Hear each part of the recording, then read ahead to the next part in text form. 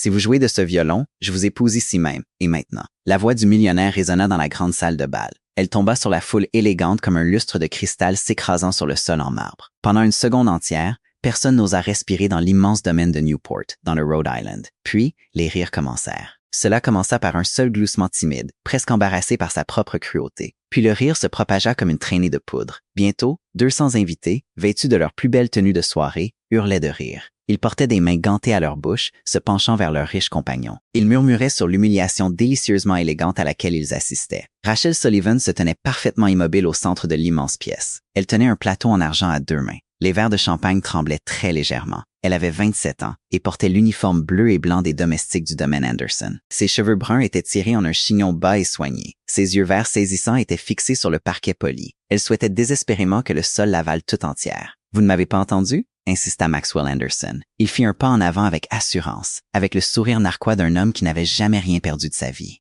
Il avait 30 ans et fêtait ses 31 ans ce soir. Ses cheveux sombres étaient impeccablement coiffés en arrière. Il portait un smoking noir sur mesure qui épousait la silhouette athlétique d'un homme qui passait ses dimanches à jouer au polo sur les immenses pelouses de son domaine. Dans sa main droite, il tenait un violon en bois couleur de miel. Il le tendait vers elle, un peu comme on agiterait un morceau de viande devant un chien errant, juste pour le voir sauter. Il était le maître de la maison, l'unique héritier du plus grand empire immobilier de la côte Est. Il célébrait son anniversaire entouré de l'élite la plus puissante de New York et de la Nouvelle-Angleterre. « Je vous fais une offre très sérieuse », continua-t-il. Il projeta sa voix pour que chaque personnalité mondaine dans la pièce puisse savourer le spectacle. Cet instrument appartenait à ma grand-mère, une femme du monde renommée de son époque. Il vaut plus de 10 ans de votre misérable salaire. Je jure devant tous ces témoins que si vous pouvez en jouer, si vous pouvez en tirer ne serait-ce qu'une seule mélodie correcte, je vous épouserai cette nuit même. Les rires de la foule redoublèrent d'intensité. Une femme laissa échapper un cri de joie aiguë. Un homme fumant un gros cigare applaudit, purement pour le divertissement. « Allez, Maxwell,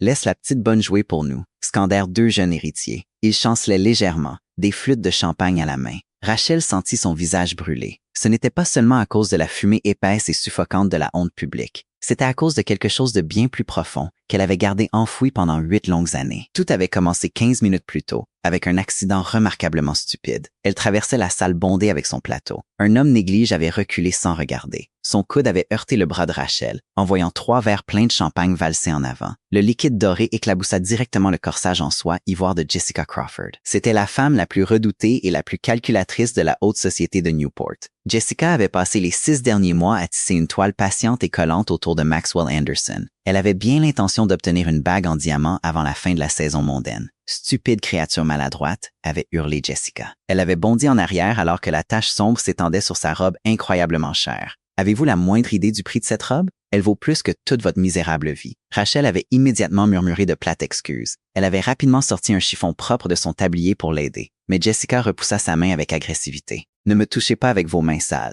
cracha Jessica. Elle tourna son regard furieux vers leur hôte. « Maxwell, mon chéri, s'il te plaît, dis-moi que tu vas jeter cette fille incompétente à la rue immédiatement. » C'est alors que Maxwell, observant la scène avec l'élégance blasée d'un homme qui avait vu tout ce que l'argent peut acheter, laissa un lent sourire prédateur se dessiner sur son visage. « La renvoyer serait bien trop ennuyeux, » déclara-t-il calmement. « Pourquoi ne pas nous amuser un peu d'abord? » Il se dirigea vers une vitrine en verre brillamment éclairée contre le mur du fond. C'est là que le violon chéri de sa défunte grand-mère reposait dans un silence absolu depuis 30 ans. « Oh, brillante idée !» ronronna Jessica. Elle retrouva son sang-froid, impatiente de participer à ce théâtre cruel. « Laissez la bonne jouer. Ce sera absolument hilarant de la regarder gratter cet objet comme un chat mourant. Et après, nous pourrons la jeter dehors et en rire en mangeant le dessert. » Pour la première fois de la soirée, Rachel leva ses yeux vers du sol. Mais elle ne regarda ni Jessica, ni le mur de soie et de diamants qui l'entourait. Elle regarda le violon et son cœur s'arrêta complètement dans sa poitrine. Elle ne reconnaissait pas cet instrument en particulier, mais elle reconnaissait exactement ce que c'était. La courbe parfaite du corps en bois, le vernis doré délavé là où le menton de générations de musiciens s'était posé. Les chevilles en ébène et les cordes. Rien qu'en regardant leur tension, elle pouvait dire qu'il était légèrement désaccordé. Elle le reconnut comme on remarque qu'un vieil ami a vieilli. Ses mains, agrippant les bords du plateau d'argent, tressaillirent instinctivement. C'était une mémoire musculaire que sa pure volonté avait passé des années à soumettre. Alors, lança Maxwell en agitant l'instrument inestimable dans l'air parfumé. « Allez-vous rester là comme une statue effrayée?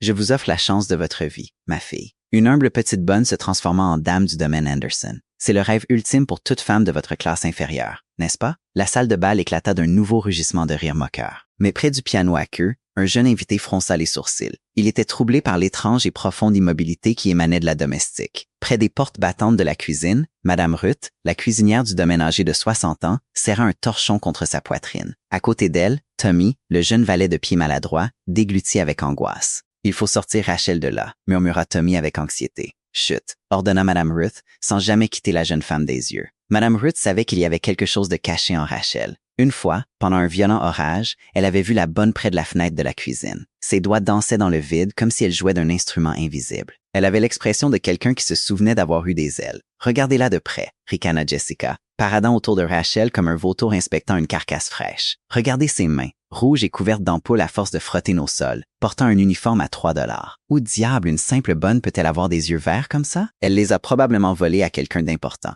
Elle laissa échapper un petit rire vicieux, incitant plusieurs autres dames de la société à faire écho à sa méchanceté. « Allez, ma fille, joue-en, ou avoue tout de suite que tu es exactement ce que tu parais être. Absolument rien. » Rachel ne répondit pas, mais quelque chose bougea au fond de sa poitrine. C'était comme une immense plaque de glace hivernale qui commençait enfin à se fissurer et à céder sous une rivière gelée. Pendant 8 ans, elle avait accepté en silence les insultes, les lourds plateaux, la petite chambre froide à côté du garde-manger. Elle croyait que se faire petite et invisible la protégerait. Mais ce soir, le monde lui avait agressivement jeté un violon au visage. Et un violon n'est jamais un simple objet pour une femme qui a autrefois possédé le pouvoir miraculeux de faire pleurer 1 millier d'inconnus avec seulement 4 cordes et un archet en bois. 12 heures avant que Maxwell ne lui force la main avec ce violon fatidique, Rachel Sullivan était à 4 pattes. Elle frottait le sol en marbre blanc du grand hall d'entrée, totalement méconnaissable de la femme qu'elle était autrefois. Il était 5 heures du matin. L'immense domaine de Newport, avec ses 30 chambres luxueuses et ses hauts plafonds voûtés, était complètement silencieux et endormi. Elle aimait cette heure matinale et tranquille, avant que les sonnettes exigeantes ne retentissent. Avant que la voix stridente de Jessica Crawford ne résonne dans les couloirs pour réclamer son thé du matin.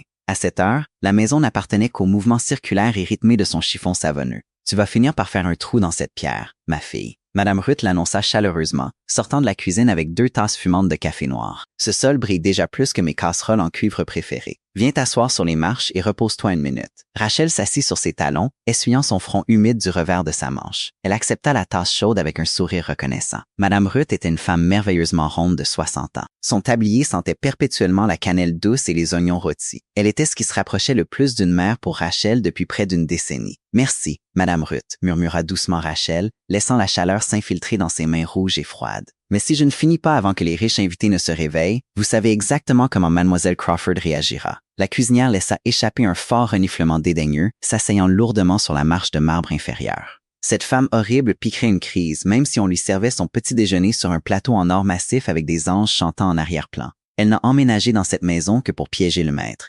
Et tant qu'il ne lui mettra pas un diamant au doigt, elle passera sa frustration sur qui elle pourra. Ce qui, malheureusement, signifie toi. Rachel but une lente gorgée de son café amer, sachant que la femme plus âgée avait entièrement raison. Jessica Crawford s'était installée dans l'aile des invités 6 mois auparavant. Elle avait utilisé le prétexte fallacieux d'être une amie proche de la famille. Mais chaque domestique savait qu'elle était impitoyablement déterminée à devenir Madame Anderson. « Dis-moi, est-il vrai que le maître organise une grande fête ce soir? » demanda Madame Ruth en se penchant d'un air de conspiratrice. Tommy a dit que nous attendons plus de 200 personnes de la haute société pour son 31e anniversaire. « Oui », répondit tranquillement Rachel, en regardant son reflet dans le marbre humide. « Plus de 200 personnes, et tout doit être absolument parfait pour 8 heures du soir. » La cuisinière secoua la tête tristement. Elle nota qu'un homme avec tout l'argent du monde se comportait toujours comme si l'univers lui devait quelque chose. C'était un gentil garçon avant que ses parents ne périssent dans ce terrible accident d'avion, nota-t-elle doucement. Le chagrin vous fait tout posséder, mais ne rien apprécier. L'après-midi qui suivit se transforma en un tourbillon chaotique de préparatifs frénétiques. Des fleuristes professionnels franchissaient les doubles portes, portant des arrangements extravagants de la taille de petits arbres. Un orchestre loué accordait ses instruments dans un coin de la grande salle de bal, sous un dais de lumière de cristal.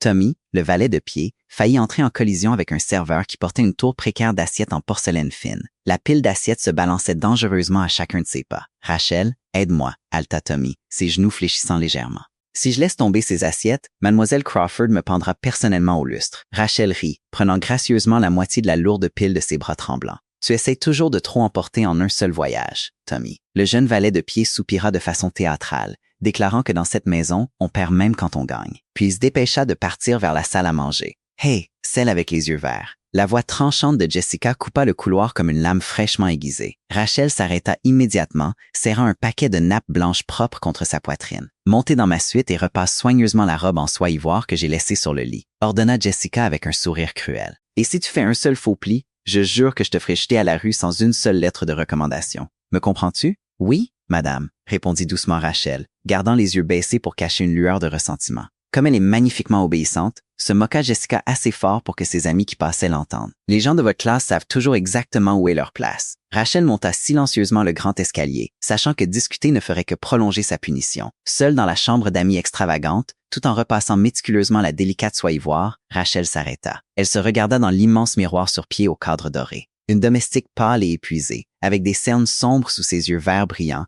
la regardait en retour. Elle ressemblait à une parfaite inconnue. « Où es-tu passé? » murmura-t-elle à son reflet. Il y a 8 ans, dans une autre ville, elle était Rachel Sullivan, la célèbre enfant prodige dont le nom brillait sur les frontons des théâtres prestigieux. À l'âge de 7 ans, elle jouait des concertos complexes entièrement de mémoire. À 12 ans, elle avait fait ses débuts en tant que soliste professionnelle. Et à 19 ans, des critiques sévères la saluaient comme le miracle des cordes. Elle avait un avenir brillant et doré tracé devant elle, jusqu'à ce qu'une nuit pluvieuse change la trajectoire de toute son existence en quelques secondes. Elle ferma les yeux très fort, mais le souvenir revint avec une clarté vicieuse. C'était toujours comme ça quand elle baissait sa garde. Elle vit son père, Ethan Sullivan, tournant désespérément le volant alors que leur voiture dérapait sur l'asphalte noir et glissant. Les phares aveuglants du camion qui arrivait en face, le fracas assourdissant de verre, puis un silence profond. Ethan, son professeur et meilleur ami, était mort sur le coup. Rachel, elle, avait survécu avec une main droite brisée et un cœur brisé qu'aucun chirurgien ne pourrait jamais recoudre. Bien que la kinésithérapie ait finalement guéri ses os, chaque fois qu'elle prenait son archet, elle entendait le grincement horrible du métal. Elle entendait aussi le dernier cri désespéré de son père. Accablée par des dettes médicales croissantes et un traumatisme invalidant, elle vendit son violon fait sur mesure. Elle rangea ses coupures de presse jaunies dans une boîte en carton. Et elle enterra Rachel Sullivan pour toujours, pour devenir une domestique sans nom qui frottait des sols en marbre. De retour dans la salle de bal brillamment éclairée, la tension était si épaisse qu'on aurait pu la couper au couteau. Rachel prit l'ancien violon couleur de miel des mains de Maxwell. Elle le manipula avec une délicatesse surprenante qui contrastait fortement avec ses mains rouges et couvertes d'ampoules. Elle ne le saisit pas comme un objet inconnu. Elle le tenait avec la profonde révérence de quelqu'un qui étreint un membre de sa famille bien-aimé, revenu d'entre les morts. Maxwell tendit l'archet en bois avec un sourire très arrogant, en disant « Voici le petit bâton. Voyons quel bruit affreux tu peux faire. » Rachel accepta l'archet sans regarder son visage. Elle était complètement absorbée par le poids familier du bois, l'odeur âcre de la vieille colophane et la courbe froide de la mentonnière se posant parfaitement contre sa mâchoire. Elle ferma ses yeux verts, prit une profonde inspiration pour se calmer, et l'atmosphère dans la pièce changea instantanément. Elle leva l'archet, le posa doucement sur les cordes tendues et joua sa toute première note. Ce n'était pas un grincement, ni le son du chat mourant que Jessica avait si méchamment prédit. C'était un son remarquablement long, pur et profondément rond. Il s'éleva sans effort au-dessus de la foule parsemée de diamants, montant pour vibrer contre les lustres de cristal suspendus bien au-dessus de leur tête. Cette seule note, parfaite et soutenue, trancha l'air lourd et parfumé comme un jet d'eau glacée. Elle paralysa les 200 invités sur place. Les rires cruels moururent instantanément dans leur gorge. Rachel sentit la musique contourner sa pensée consciente. Ses doigts trouvèrent automatiquement les positions complexes de la méditation de Thaïs. C'était exactement le même morceau qu'elle avait joué 8 ans plus tôt, la dernière nuit où elle avait été vraiment vivante. La mélodie jaillit de son âme, non pas comme un lointain souvenir, mais comme une plaie fraîche et saignante, ouverte aux yeux du monde entier. L'archet montait et descendait avec une grâce fluide et impossible. Il tissait un son d'une douceur déchirante et d'une tristesse dévastatrice. Les riches spectateurs ne savaient pas comment gérer leurs propres émotions. Une dame de la haute société qui s'était moquée d'elle quelques instants auparavant porta soudain une main gantée à ses lèvres tremblantes. Un homme âgé, assis près du piano à queue, ferma les yeux très fort alors qu'une larme glissait sur sa joue ridée. La musique n'entrait pas seulement dans leurs oreilles. Elle contournait leur logique et perçait directement leur poitrine. Elle parlait à chaque chagrin secret que chaque personne portait en elle. Un amour perdu, un parent décédé, un rêve oublié. Elle les forçait à se souvenir de tout ce qu'ils essayaient d'oublier. Rachel n'était plus piégée dans une salle de bal hostile à Newport. Elle était transportée dans son enfance, où l'univers entier se réduisait à 4 cordes tendues et au rythme régulier de son propre cœur battant. Son corps se balançait naturellement avec les phrases amples de la musique. Son front se plissa dans une concentration féroce. Le modeste uniforme bleu s'effaça dans l'esprit du public, pour révéler la reine incontestée des cordes qui se cachaient en dessous. Les souvenirs obsédants revinrent, mais cette fois, ils n'arrivèrent pas comme des couteaux aiguisés. Ils déferlèrent sur elle comme des vagues douces. Elle vit son père Ethan, assis au premier rang d'un grand théâtre, essuyant des larmes de fierté avec un mouchoir blanc froissé. Il lui murmurait sa règle d'or. « Ne joue pas pour les critiques, ma fille. joue pour ceux qui sont partis, car la musique est la seule langue qui traverse vers l'autre côté. Tout au fond de la foule stupéfaite, Arthur Belmont, un mécène âgé et très respecté de l'Orchestre symphonique de New York, s'appuyait lourdement sur sa canne en bois. Ses yeux étaient grands ouverts, sous le choc absolu. Il avait passé 60 ans à écouter les plus magnifiques violonistes du monde entier. La manière unique et époustouflante dont cette jeune femme attaquait le phrasé réveilla un souvenir profondément enfoui dans son esprit. « J'ai déjà entendu ce son exact », pensa le vieil homme, le cœur battant la chamade. Le sourire arrogant de Maxwell Anderson avait complètement disparu. Debout à peine 1 mètre, son verre de champagne oublié à la main, il fixait sa domestique comme s'il voyait une apparition divine. Cette femme qu'il avait voulu humilier jouait de l'instrument de sa défunte grand-mère avec un niveau de virtuosité qu'il n'avait jamais vu de toute son existence privilégiée. La moquerie figée sur le visage de Maxwell se transforma rapidement en un profond étonnement, puis vint une vague écrasante de honte profonde. Mais quelque chose de bien plus terrifiant se passait sous ses côtes. La mélodie douloureusement familière ramenait violemment le fantôme de sa mère décédée dans la pièce. Sa mère jouait de ce même violon quand il était petit garçon. Les douces notes le berçaient pour l'endormir à travers les lourdes portes en chêne de sa chambre d'enfant. Quand son avion s'était tragiquement écrasé dans l'océan, il avait banni l'instrument dans une cage de verre. Il avait interdit à quiconque de le faire chanter à nouveau, car le chagrin était bien trop lourd à porter. Maintenant, cette humble domestique avait déverrouillé la cage. Et la voix magnifique et angoissante de sa mère inondait la salle de bal. Elle faisait craquer la glace épaisse qui avait emprisonné le cœur de Maxwell pendant près de 2 décennies. Jessica Crawford vivait actuellement le cauchemar le plus spectaculaire de sa vie soigneusement calculé. Elle avait méticuleusement imaginé la domestique grattant terriblement les cordes, la foule rugissant de rire et la finalité satisfaisante de voir la fille jetée dans la nuit froide. Au lieu de cela, cette prétendue personne de rien faisait pleurer l'échelon le plus exclusif de la société de la côte Est. Pire encore, Jessica vit l'expression brute et vulnérable sur le visage de Maxwell alors qu'il regardait Rachel jouer. Elle reconnut le regard d'un homme dont l'âme même était en train d'être irrévocablement capturée. La musique monta vers son magnifique apogée. Rachel tenait une note incroyablement haute et délicate qui flottait dans le silence comme un fil scintillant de lumière dorée. Puis elle la laissa descendre lentement, doucement, dans un silence complet et absolu. La dernière note magnifique s'évanouit. Et pendant 3 secondes éternellement longues, absolument rien ne se passa dans la grande salle. Personne n'applaudit. Personne ne chuchota, personne n'osa respirer. Ces hommes d'affaires impitoyables et ces mondains cyniques, habitués à n'être jamais impressionnés par quoi que ce soit que leur vaste fortune ne puisse acheter, restèrent complètement sans voix. Ils étaient vidés de l'intérieur par la pure puissance émotionnelle de la performance. Rachel ouvrit lentement ses yeux verts, abaissant le violon en bois de sa mâchoire. En voyant 200 visages baignés de larmes la fixer, elle se souvint soudainement de qui elle était censée être. Une panique pure traversa son visage pâle comme une ombre sombre. Elle avait complètement brisé la règle la plus importante de sa survie, rester invisible. Et elle s'était accidentellement rendue la personne la plus brillante et la plus visible de tout l'État du Rhode Island. Puis, les applaudissements éclatèrent enfin. Ce n'étaient pas des applaudissements polis et raffinés. C'était une avalanche de son assourdissante et tonitruante. Des dizaines de personnes se levèrent d'un seul coup. Leurs lourdes chaises en bois raclèrent bruyamment le parquet. Ils criaient des louanges extatiques qui rebondissaient sur les hauts plafonds peints. Le vieil Arthur Belmont pleurait ouvertement, frappant sa canne en bois contre le sol en signe de profonde approbation. Les serveurs engagés restaient figés contre les murs, oubliant complètement leur plateau d'argent. Près des portes de la cuisine, Madame Ruth pressa son tablier contre son visage, sanglotant d'une fierté immense. « C'est ma fille !» répétait la cuisinière de 60 ans à travers ses larmes de joie. « J'ai toujours su qu'elle avait de la magie en elle. » À côté d'elle, Tommy applaudissait si fort que ses mains devinrent rouges vifs. Rachel se tenait figée au centre exact de la tempête. Elle serrait le violon inestimable contre sa poitrine comme un bouclier protecteur en bois. Elle n'offrit pas de sourire gracieux ni ne fit de révérence théâtrale. Elle voulait désespérément s'enfuir, se cacher dans sa petite chambre glaciale près du garde-manger. Car ses louanges assourdissantes arrachaient les lourdes portes de fer du passé douloureux qu'elle s'était tant battue pour enfermer.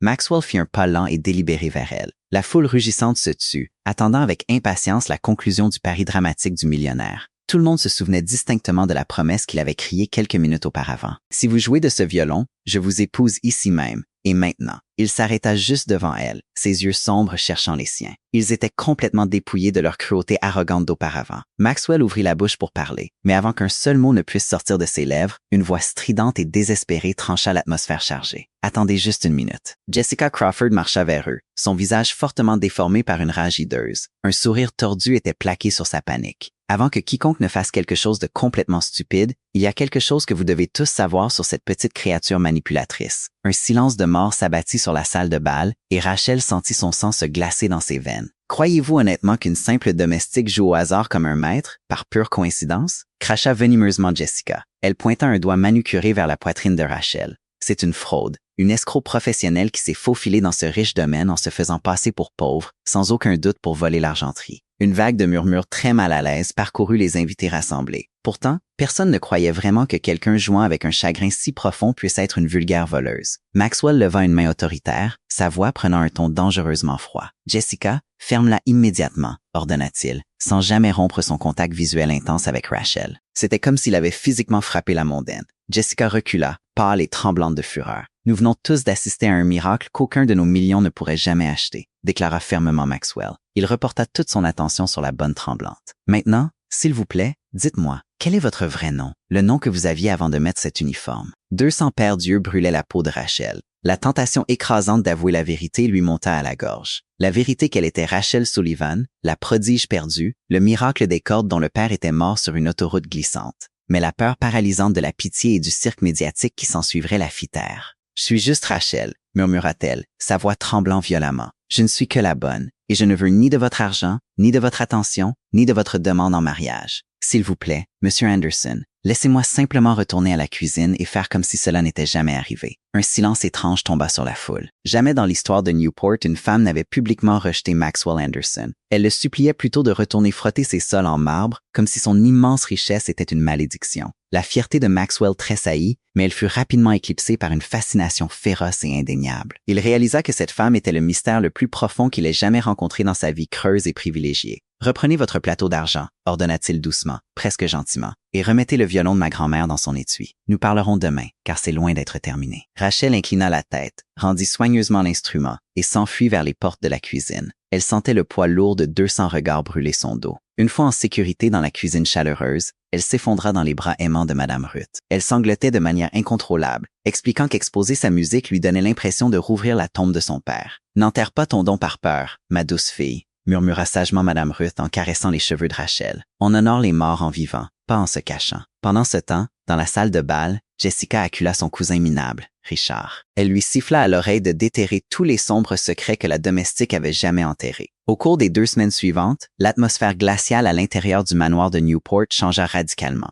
Cependant, Rachel et Maxwell étaient les 2 seuls à faire semblant de ne pas le remarquer. Maxwell trouvait des excuses complètement absurdes pour croiser le chemin de la discrète domestique. Il demandait spécifiquement que Rachel lui apporte son café noir dans son bureau privé, ignorant totalement la sonnette électronique conçue pour appeler le valet de pied. Il se promenait exprès dans la cuisine animée, s'attardant bien plus longtemps que nécessaire. Il s'appuyait contre le comptoir pour écouter les histoires de Madame Ruth, tout en jetant des regards insistants à la fille aux yeux verts brillants. Rachel, malgré sa détermination farouche à rester invisible, sentit les murs épais autour de son cœur s'adoucir. Tommy jura l'avoir entendu fredonner doucement un air classique tout en pliant méticuleusement les lourds draps de lin. Un mardi après-midi pluvieux, Maxwell découvrit Rachel debout dans la grande salle de musique de sa défunte mère. C'était un espace magnifiquement décoré qui était resté fermé à clé et couvert de draps blancs poussiéreux pendant 18 longues années. Elle s'y était glissée, attirée par l'attrait irrésistible d'un piano droit recouvert. Ses doigts calleux traçaient doucement les touches d'ivoire jauni avec une expression terriblement mélancolique. « Oh, je suis tellement désolée. Je ne devrais pas être ici », haleta Rachel, retirant rapidement sa main. Mais Maxwell entra et ferma doucement la lourde porte en chêne derrière lui. « S'il vous plaît, restez », demanda-t-il tranquillement, en retirant le drap poussiéreux d'un fauteuil en velours. « C'est ici que ma mère jouait, et j'avais l'habitude de m'asseoir juste là pour faire mes devoirs. Je l'ai fermé à clé le jour où nous l'avons enterré, parce que les souvenirs faisaient trop mal. » Rachel le regarda, reconnaissant le chagrin brut et non filtré d'une autre orpheline. Sa peur s'évapora pour laisser place à un profond sentiment de compréhension mutuelle. « Jouez quelque chose pour moi », demanda doucement Maxwell, ses yeux sombres suppliants. Juste ici, où elle avait l'habitude de s'asseoir. Alors, Rachel s'assit sur le banc en bois et joua une berceuse simple et tendre que son père, Ethan, avait l'habitude de fredonner. Elle remplit à nouveau la pièce morte d'une vie vibrante. Alors que les douces notes flottaient dans l'air poussiéreux, une seule larme silencieuse coula sur la joue de Maxwell. Elle lava près de 2 décennies d'arrogance soigneusement construite. Dans cet espace calme et sacré, le milliardaire et la domestique cessèrent d'exister. Il ne restait que 2 âmes brisées, utilisant désespérément la musique pour construire un pont sur leur immense douleur. Cependant, cachée dans la sombre bibliothèque aux murs lambrissés au bout du couloir, Jessica Crawford et son cousin Richard étaient occupés à empoisonner activement ce même pont. Richard, arborant un sourire mielleux et satisfait, étala une 12aine de coupures de journaux jaunis sur le bureau en acajou. Il avait réussi à piller les archives de la bibliothèque de la ville de New York. « Regarde ça, chère cousine », ricana Richard, en tapotant une photo d'une Rachel beaucoup plus jeune. Son nom est Rachel Sullivan, la célèbre enfant prodige dont le père a été tué dans un terrible accident de voiture il y a 8 ans. Elle s'est volatilisée après que l'hôpital l'ait poursuivie pour d'énormes dettes médicales impayées. Les yeux de Jessica brillèrent d'une malice pure et sans mélange alors qu'elle absorbait l'histoire tragique de sa rivale. C'est une menteuse professionnelle qui est entrée dans ce riche domaine en utilisant une fausse identité, ronronna dangereusement Jessica. Et je sais exactement comment me débarrasser d'elle pour toujours. Jessica plongea la main dans son sac à main en cuir coûteux et en sortit une boîte en velours. Elle contenait le spectaculaire collier d'émeraude et de diamants de la défunte grand-mère, d'une valeur de plus de 2 millions de dollars. J'ai obtenu la combinaison du coffre-fort privé de Maxwell il y a 3 semaines, quand il a négligemment laissé traîner son carnet, expliqua Jessica avec un calme glacial. Ce soir, pendant le dîner incroyablement important avec ses 50 partenaires commerciaux, je découvrirai soudainement que ce bijou inestimable a disparu. Elle sortit de la bibliothèque et monta silencieusement les 3 escaliers de service. Elle poussa la porte de la petite chambre glaciale de Rachel. Ignorant la pauvreté absolue de l'espace, elle fourra la boîte en velours au fond de la boîte en carton usé de Rachel. Elle la plaça juste sous la photo chérie de Rachel et de son père, qui portait l'inscription « Papa et moi pour toujours ». Le dîner à hauts enjeux commença précisément à 9 heures du soir. La longue table en acajou était bondée de 50 des plus puissants magnats de l'immobilier de la côte Est. Jessica était assise stratégiquement à la droite de Maxwell, vêtue d'une superbe robe rouge. Ses yeux perçants ne manquaient rien, alors que le regard de Maxwell se portait continuellement vers Rachel. Celle-ci versait tranquillement du vin rouge coûteux à l'autre bout de la pièce. Lorsque le dessert fut enfin servi, Jessica allaita soudainement très fort. Elle porta ses 2 mains manucurées de façon théâtrale à son décolleté nu. « Oh mon Dieu, le collier d'émeraude !» s'écria-t-elle, sa voix résonnant contre les plafonds voûtés. « Maxwell, nous avons placé le collier de ta grand-mère sur la table du salon cet après-midi pour l'admirer, et maintenant il a complètement disparu. » Un silence lourd et inconfortable s'abattit sur les 50 invités puissants. Leurs fourchettes se figèrent en l'air au-dessus de leur soufflé au chocolat. « C'est impossible », fronça profondément les sourcils Maxwell en posant son verre en cristal. « J'ai personnellement enfermé ce collier dans le coffre-fort mural. » « Non, mon chéri, il a disparu. Et les seules personnes qui sont montées à l'étage aujourd'hui sont les domestiques, » insista Jessica. Elle projeta sa voix pour que chaque partenaire commercial puisse entendre sa détresse feinte. « Pour l'honneur de ta famille, Maxwell, tu dois faire fouiller immédiatement les quartiers du personnel par l'équipe de sécurité. En commençant par cette bonne aux yeux verts qui a menti sur sa véritable identité. » Rachel, debout près du buffet antique avec un plateau d'argent à la main, sentit le sol se dérober complètement sous ses pieds. Moins de 10 minutes plus tard, un agent de sécurité costaud du domaine descendit lourdement le grand escalier. Il tenait la boîte en velours familière dans ses grandes mains. Il s'arrêta en bout de table et ouvrit la boîte d'un coup sec. Il révéla l'imposant collier d'émeraude et de diamants, scintillant malicieusement sous le lustre de cristal. « Je l'ai trouvé caché au fond d'une boîte en carton sous le lit dans la chambre de la bonne, monsieur », annonça le garde d'une voix bourrue. Un hoquet collectif d'horreur pure parcourut les 50 riches convives. Le visage de Rachel perdit toute couleur. Ses mains tremblantes perdirent leur prise sur le lourd plateau d'argent qui s'écrasa violemment sur le sol en marbre dans une explosion de verre brisé. « Non,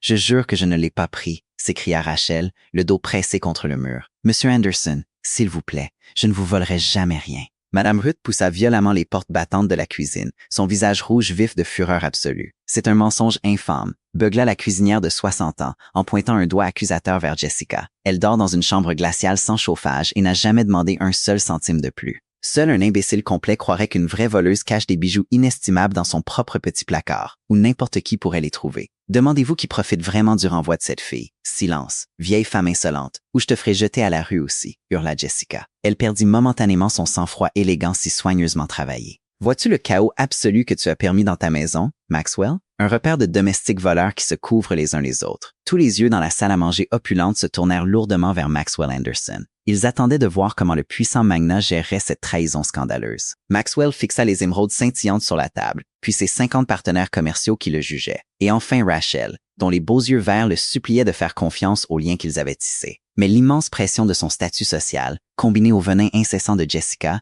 fit naître une minuscule goutte de doute fatale dans son esprit. « Vous m'avez menti sur votre vrai nom lorsque vous avez postulé pour travailler ici », dit lentement Maxwell. Sa voix sonnait creuse et étrange à ses propres oreilles. « Pourquoi devrais-je croire que vous dites la vérité maintenant ?» La question angoissante frappa Rachel plus durement que n'importe quel coup physique n'aurait pu le faire. Elle tua instantanément le fragile espoir qui avait commencé à fleurir dans sa poitrine. Il n'avait pas l'air d'un homme qui croyait en elle. Il ressemblait exactement à un juge froid et calculateur évaluant un mauvais investissement. « Je vous ai dit ma vérité la plus profonde et la plus douloureuse hier dans la salle de musique », murmura Rachel. Une seule larme traça un chemin brûlant sur sa joue pâle. « Je vous ai donné les parties les plus brisées de mon âme, et au moment où cela devient gênant, vous choisissez de douter de moi. Ne jouez pas la victime, lança triomphalement Jessica. Jette la voleuse dehors, Maxwell, avant que j'appelle la police moi-même. Je n'appellerai pas les autorités, déclara fermement Maxwell, refusant de regarder l'expression anéantie de Rachel. Mais je ne peux pas avoir une voleuse présumée travaillant dans cette maison. Rassemblez vos maigres affaires et quittez ma propriété ce soir. Rachel se tint parfaitement droite, essuyant la larme de son visage. Elle trouva soudain en elle une réserve de dignité profonde et inébranlable. Je partirai, Monsieur Anderson, mais pas parce que je suis coupable, dit Rachel. Sa voix résonna, claire et stable, dans l'immense salle à manger. Je pars parce que je refuse de rester dans un endroit où l'on ne me croit pas. Et j'espère sincèrement que vos froids bijoux vous tiendront chaud la nuit. Elle détacha son tablier blanc, le posa soigneusement sur une chaise en velours et sortit par la porte de derrière sans jamais se retourner. Après avoir été faussement accusée et humiliée, Rachel quitta le manoir de Maxwell. Elle marcha 3 kilomètres sous une pluie glaciale, avec seulement la photo de son père. Elle se promit de ne plus jamais laisser personne réduire sa musique au silence. De retour au manoir, Maxwell découvrit des images de sécurité prouvant que Jessica avait volé le collier, placé les preuves et piégé Rachel. Accablé de culpabilité, il admit sa lâcheté, tandis que Mme Ruth exigea qu'il corrige publiquement l'injustice. L'après-midi suivant, Maxwell rassembla les mêmes invités qui avaient assisté à l'humiliation de Rachel. Il exposa les crimes de Jessica devant tout le monde. Le scandale détruisit la réputation de Jessica. Richard avoua sa participation, et tous deux furent définitivement exclus de la société. Déterminé à se faire pardonner, Maxwell récupéra le précieux violon de Rachel auprès d'un collectionneur. Il la retrouva dans un petit atelier de réparation à Boston. Au lieu de demander pardon, il lui rendit l'instrument. Il promit de devenir quelqu'un qui protégerait sa musique plutôt que de la réduire au silence. Rachel accepta le violon, et alors que son magnifique remplissait la pièce, la douleur du passé commença enfin à guérir. 6 mois plus tard, elle se produisit triomphalement devant un public à guichet fermé à la salle de concert de l'Orchestre symphonique de New York. Maxwell la regardait fièrement depuis le premier rang. Leur parcours a révélé que la vraie force vient du fait d'affronter le passé au lieu de s'en cacher, que l'amour exige de la patience, du pardon et du courage, et que la guérison commence lorsque nous choisissons l'authenticité, la rédemption et la volonté de laisser la musique et la compassion guider nos vies.